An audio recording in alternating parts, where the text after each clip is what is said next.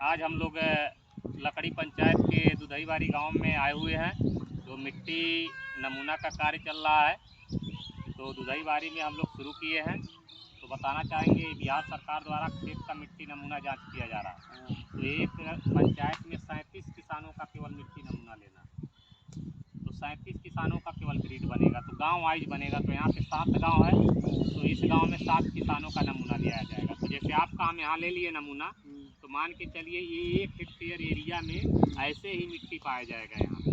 तो खेत का नमूना लेने के लिए आपको पहले खेत के चारों तरफ, ठीक है, मेड़ से 1 मीटर छोड़ के खेत खाली होना चाहिए, ठीक, गोबर ओबर ना गजा हो। ऐसे आप लोग नमूने खून का सैंपल लिया जाता है, उसी तरह खेत का भी जांच जरूरी है।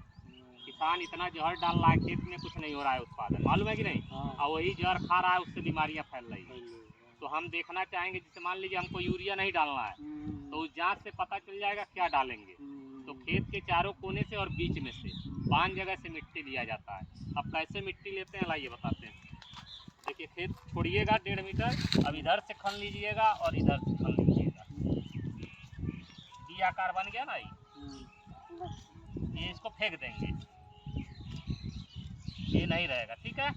अब हम क्या करेंगे, इसको ऐसे मोटे परत में ऐसे निकाल लेंगे,